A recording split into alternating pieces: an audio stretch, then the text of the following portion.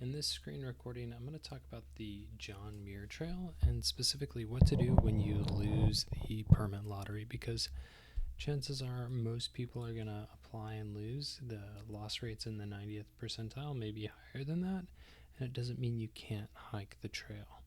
You just need to take a different approach to get there. We're going to start with a southbound contingency plan, starting in Yosemite Valley. So the key thing is that you avoid Lyle Canyon and Donahue Pass. That has the most stringent quota. As is such, you need to get a southbound trailhead that exits the park at a different location to the south. And so if we scroll over here, we can see a few things. We can see this Fernandez Pass, Iceberg Pass. So those are two other good options in my opinion, where you can access the Ansel Adams Wilderness Area and then get over to the John Muir Trail. And you can access those passes from a lot of trailheads. Bridle Creek, it's 34.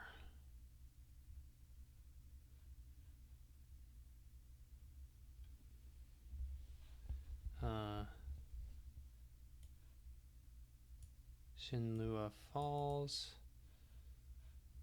Number 35 is Alder Creek, north or south. Glacier Point, so number 3 and 5. You do Happy Islands, Illilouette.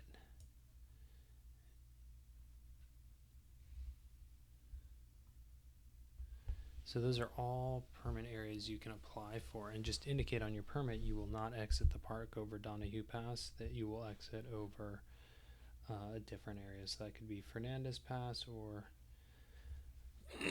Iceberg Pass. Okay, let's look at a couple other maps.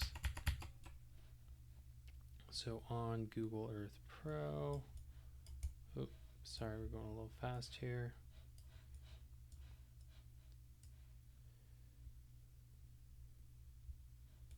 Here's the Yosemite Valley and the John Muir Trail going up to Tuolumne Meadows and then over Donahue Pass, dropping down there.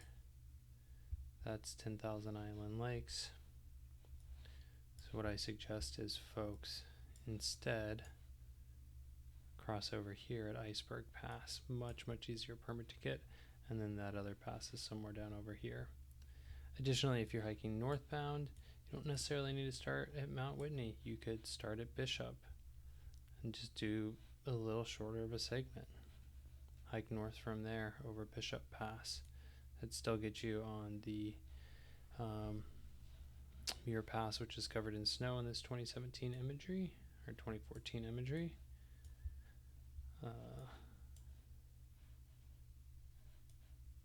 There is a pass from Big Pine, I can't remember what it's called.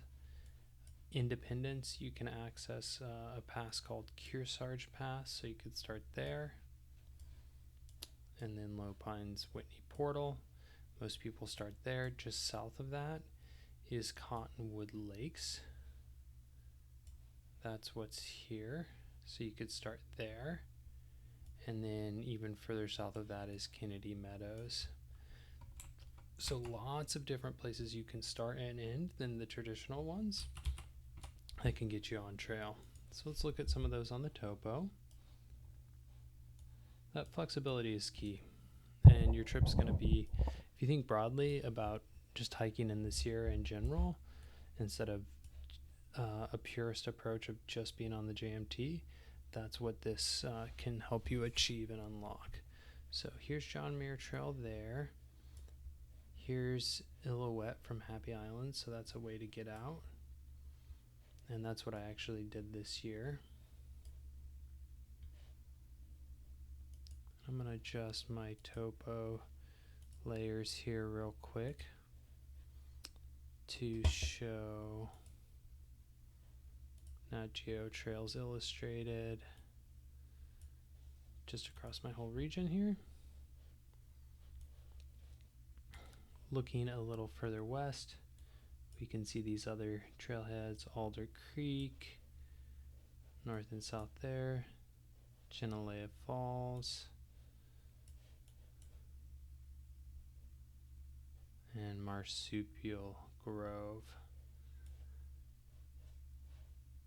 So you could also start in the Stanislaus National Forest and walk into Yosemite there.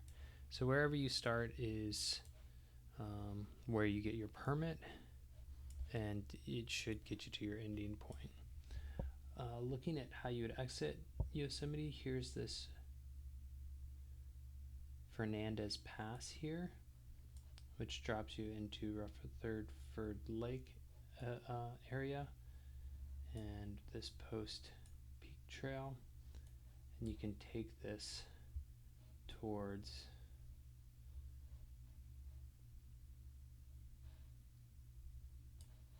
Iceberg Pass if you want, or if you exit Iceberg Pass, you can go that way, and just kind of follow these trails up and down these ridge lines coming off this Ritter Range up here until you get to Devil's Postpile, where there's a resupply area here at Red Meadows near Rainbow Falls. I will say that the trail system between Hemlock Crossing and headquarters over here isn't super great, but it is doable. A lot of this area burned in a fire. I'm not sure when that fire happened, but sometime probably in the last 5 years. You do get to see this headwaters of the North Fork of the San Joaquin River, and I think that's pretty neat. So that puts you on the John Muir Trail there, heading south from the northern portion. And it actually adds a little bit of miles to the trip, so it puts you at closer to 230 instead of like 220. Now let's go to the southern end of the Sierras and look at our options there on topo.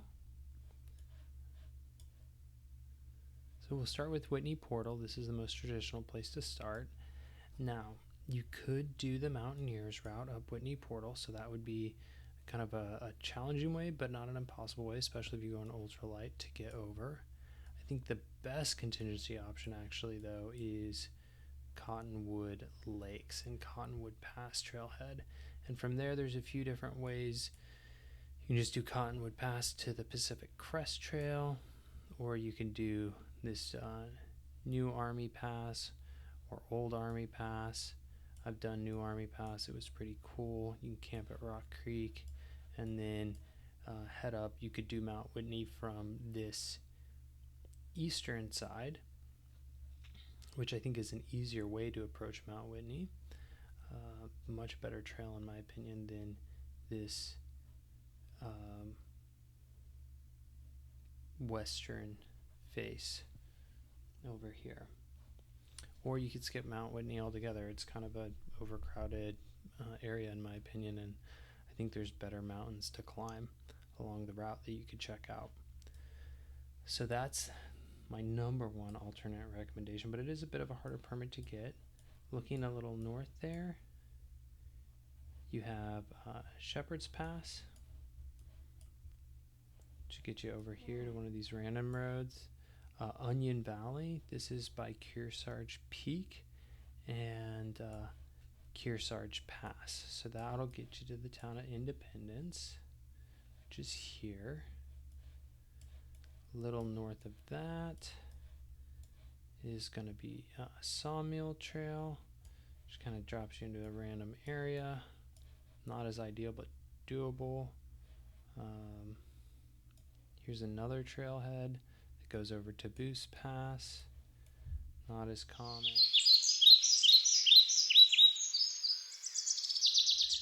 So this road system here comes from Bishop. This is actually a really good option for people who are trying to fly to the area, because you can get a flight to Bishop directly from San Francisco International Airport or a lot of other big airports. And then from there, you could potentially take a bus or hitch a ride to one of these trailheads. and get right over Bishop Pass. So it makes logistics a lot easier to start here, probably easier than anywhere else, and that's Bishop Pass. Let's check one more area, and that is going to be, I want to look at Kennedy Meadows.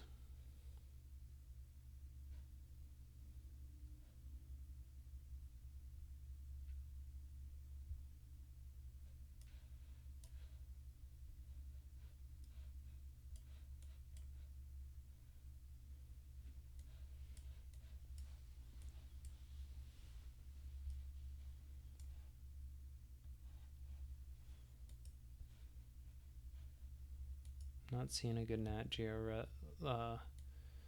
layer.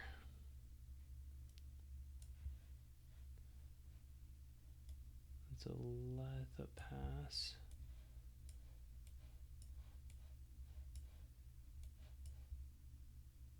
As we get to these desert areas, things become less optimal, but not impossible.